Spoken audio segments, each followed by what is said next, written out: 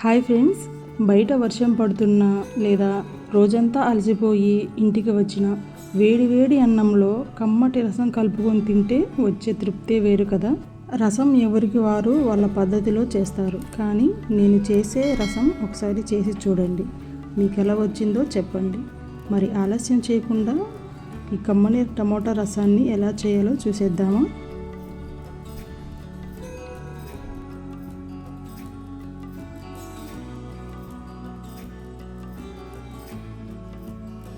ముందుగా ఒక pressure cooker తీసుకోండి. అందులో బాగా పండిన 5-6 ఎర్రటి టమోటాలను వేసుకోండి. పావు కప్పు కందిబేడలు తీసుకొని వీటిని ఒకసారి కడిగి వేసుకుంటున్నాను.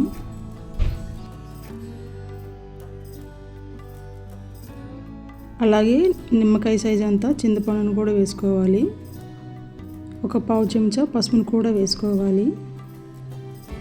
సరిపడా నీళ్లు పోసి మూత పెట్టి ఒక 4-5 విజిల్స్ రానివ్వండి.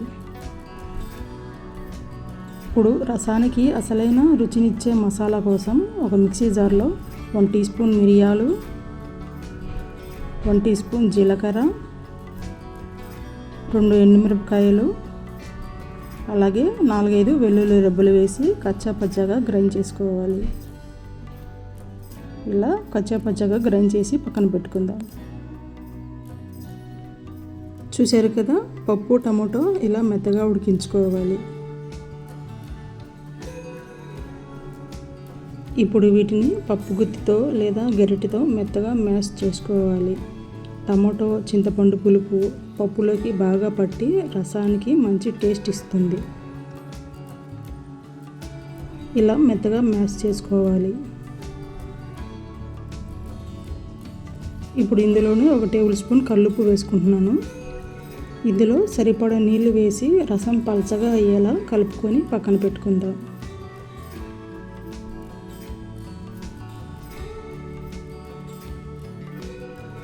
ఇప్పుడు కడాయిలో నూనె వేసి పోపు వేసుకుందాం.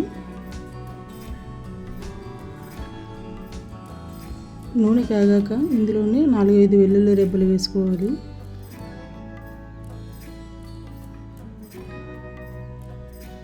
ఒక టేబుల్ స్పూన్ పోపు దినుసులు వేసుకుంటున్నాను. అలాగే 2 ఎండుమిర్చి, 1 రెమ్మ కరివేపాకు వేసుకోవాలి.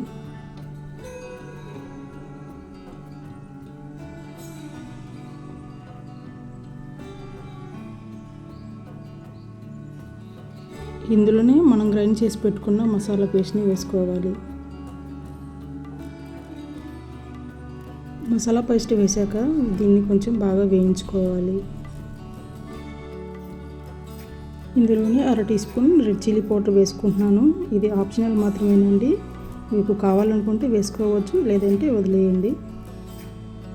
ఇప్పుడు ముందుగా సిద్ధం చేసుకున్న పప్పు టమోటా రసాన్ని అందులో పోసేయండి. ఇప్పుడు మూత పెట్టి 3 నిమిషాలు రసాన్ని బాగా మరిగించుకోవాలి. రసం ఇలా మరుగుతుండగా రసం పొడిని వేసుకొని బాగా కలుపుకోవాలి.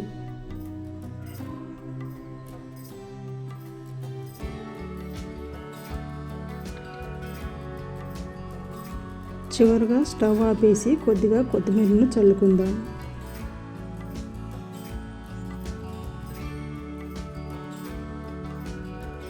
అంతే, గుమగుమలాడే రసం రెడీ.